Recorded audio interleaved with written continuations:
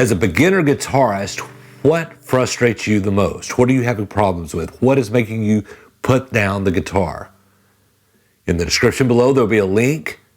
Book a 30-minute call. We'll talk about it. I'll help you through it. I'll talk you through it. I'll be your cheerleader. I'll give you tips. But for now, in this lesson, so you know a few open chords, okay? And you're getting bored with it. Maybe you can't play songs yet, but you're just kind of making the chords. Well, a lot of the fun and a lot of the nuance that needs to happen in order to take just regular chords and play songs, have fun with it, and to keep playing has to do with the right hand. But there are some things you can do with the left hand. I call them accents. Just a finger add here, a take away there.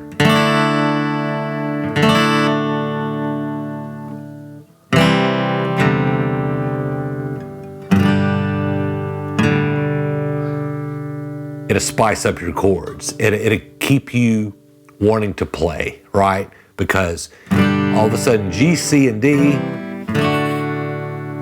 you have some things to do when you're strumming it, right? You want to stick with it. It's not just G, C, and D.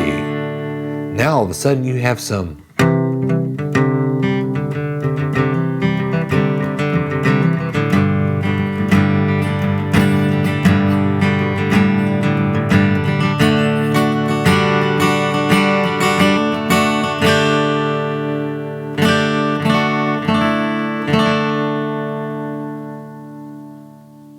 now you have some excitement going on. Let me show you how to do this from your point of view. Okay guys, these are just some accents that will help make these chords a little spicier, okay? One thing you can do with the G is take that first finger that's on the 5th string, you just lift it up and put it down. You hit it open. The key with all these is to kind of do it in one fluid motion, like one strum. You know, you don't want to go, I mean, you can, but it sounds really cool when you're kind of just, the strum's already happened, it's sustaining, the notes are sustaining, and you're just,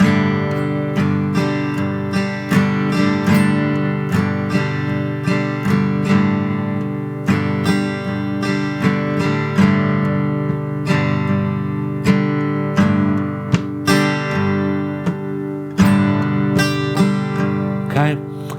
Another thing you can do is underneath there, and the note next to it, that's a C note. So if you weren't playing you could take that ring finger off there and kind of do a, so it's open, that 2nd fret and then the 3rd fret on that 5th string.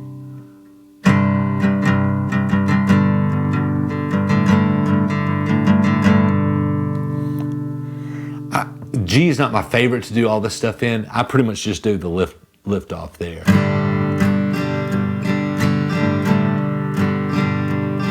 I don't get too fancy with the, you know, any of that. You can do the same thing with C. If you make a C like this, you're just going to lift that ring finger up on that 4th string.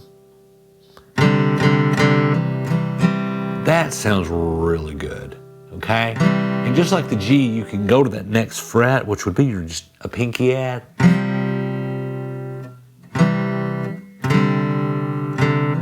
But man, that's really that.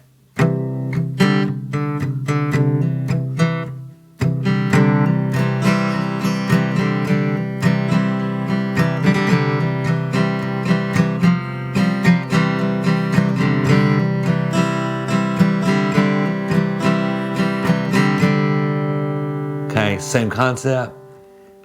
Try to put back down on that one strum after you've already made the strum.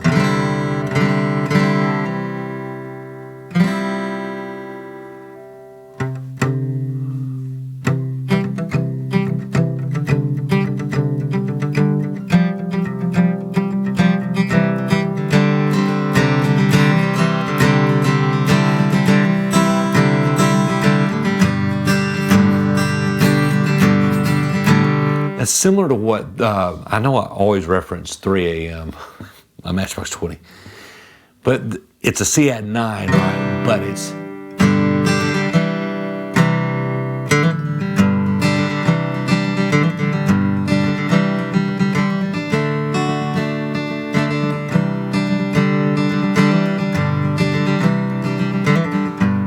kind of using that same concept, okay?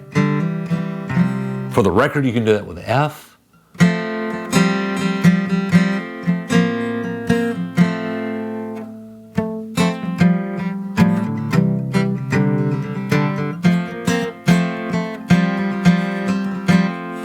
But I want to get to the D. That's where the most fun.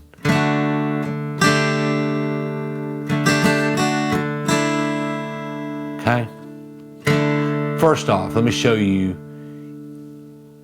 your first finger. You can, on that third string, you can do that as well. One of my favorite bands is the Lemonheads from the 90s. They had a song called Into Your Arms. And that was the intro. That was so much of the song. It was...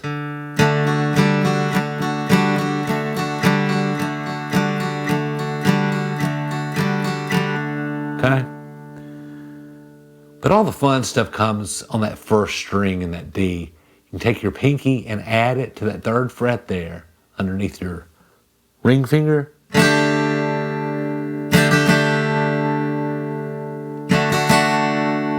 can play around with that and just...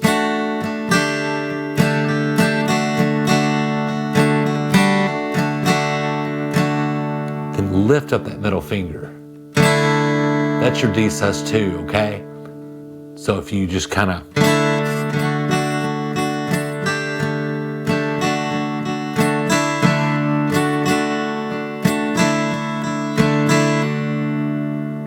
I love doing all that. It is done in a million songs. I'm trying to think of one off the top of my head. It sounds like Free Fallin'. I'm going to do a lesson on Free Fallin'. It's actually not. But if you wanted just to kind of play that opening riff, it's not exactly what Petty and Jeff Lynne do on that, but you can fake it, right?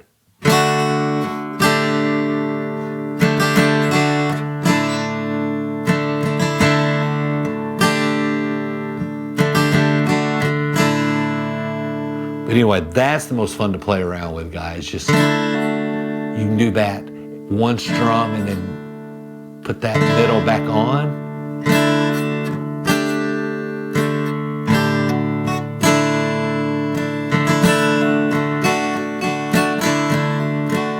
So,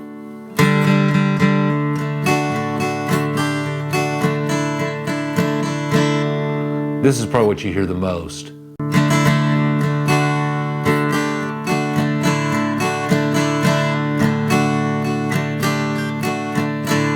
You hear that in a song, you automatically know it's on a D.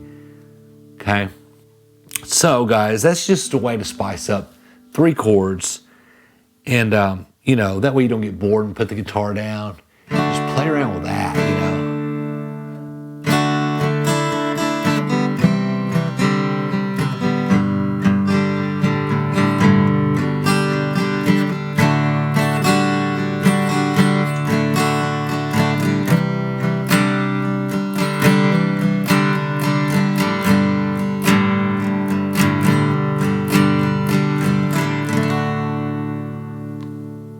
Guys, we'll see you in the next lesson.